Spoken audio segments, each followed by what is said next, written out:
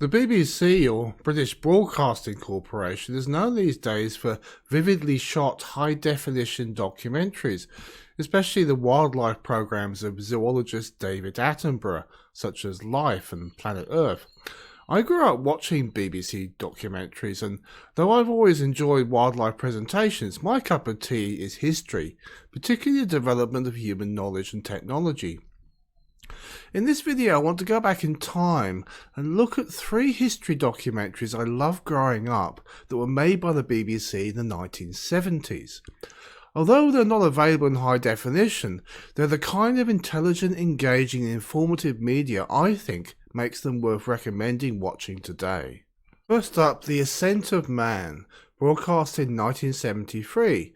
It was written and presented by a Polish historian of science, Jacob Bronowski, who fronts the camera of a kind of grandfatherly aura of wisdom, offering a personal view of the development of human technology and scientific inquiry.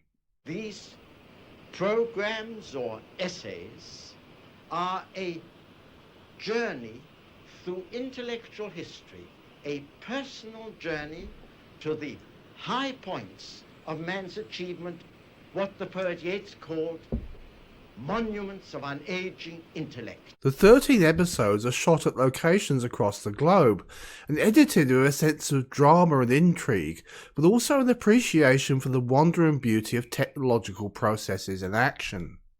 Other notable features are an electronic score by the BBC's Radiophonic Workshop and early use of computer graphics as a visual aid.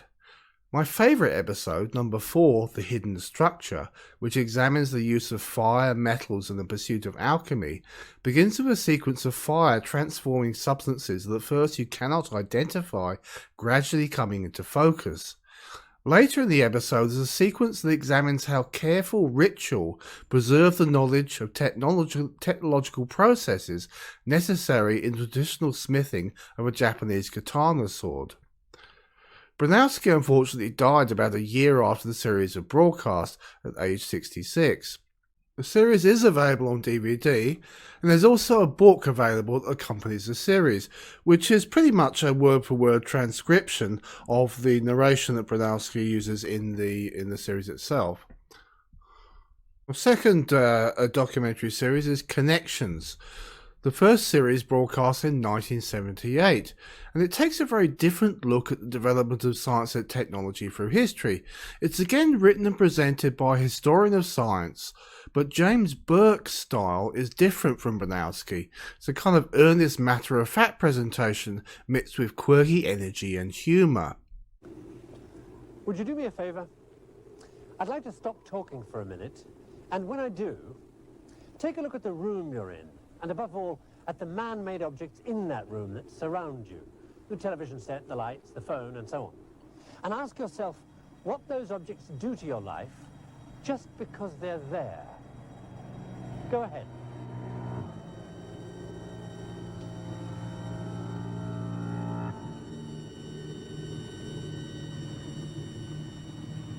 Well, that is what this series is going to be all about. It's about the things that surround you in the modern world, and just because they're there, shape the way you think and behave, and why they exist in the form they do, and who or what was responsible for them existing at all. The search for those clues will take us all over the world and 12,000 years into the past, because it's in those strange places and in those long-gone centuries that the secret of the modern world lies.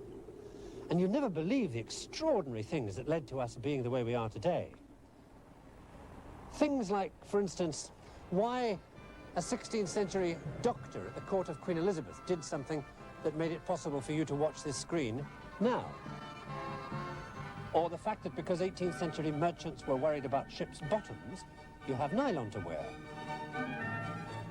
Or why a group of French monks and their involvement with sheep rearing helped to give the modern world the computer. James Burke's original concept was to trace technological developments, often from antiquity, through a series of inventions across history, each dependent in some way on that previous, until ultimately reaching the final link in the chain, a commonplace or significant technology familiar to contemporary audiences. One episode even takes us from the standardization of money in antiquity to, believe it or not, the atomic bomb.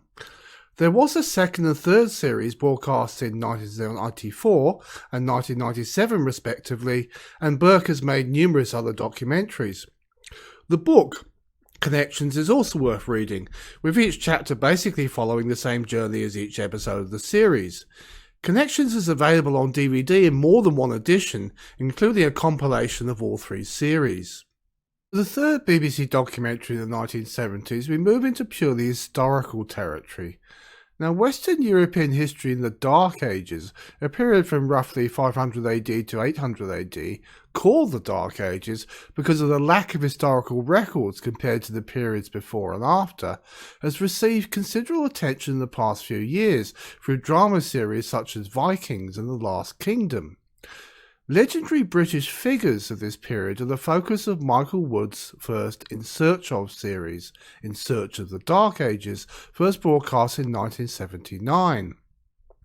The first of two series included programmes on Offa, Boadicea, King Arthur and Alfred the Great, and the second covered William the Conqueror, Ethelred the Unready, Athelstan and Eric Bloodaxe. Wood is an expert on Anglo-Saxon history, and he brings to these films both carefully crafted intellectual inquiry and an infectious, almost boyish enthusiasm for the period and its famous figures. Unfortunately, my copy of In Search of the Dark Ages has gone missing, so I do apologise for the even more degraded quality of the clip that follows, but it'll give a little bit of a feel for the presentation style. The search for Eric Bloodaxe is, to say the least, difficult, even though his life is intensely dramatic. Compared with Alfred the Great or William the Conqueror, it's very difficult to actually get close to the man himself, although he was the most famous Viking of them all. The search is made all the more difficult because there is no contemporary chronicle which tells of Eric's deeds. And so, if we wish to recreate those days when Eric ruled as the last of the kings of the Northumbrians, we need to turn detective. We need to piece together the lost chronicle of the Northumbrians which once existed and told of his deeds. And that chronicle can only now be recovered from fragments quoted by other writers. And that's why I've come here to Howden on the southern fringe of Northumbria. Michael Wood made later documentaries on other historical periods, but they do tend to decrease a bit in quality as he ventures outside of his own area of expertise. The In Search of the Dark Ages series are available on DVD. I certainly found them on Amazon UK, but they're not cheap, and you might need to be careful about looking at region compatibility or using a region-free player.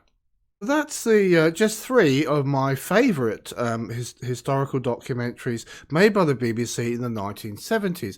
There are many, many others that were made in that period and later that are worth having a look at. And I may do a video at a later time looking at some more of these.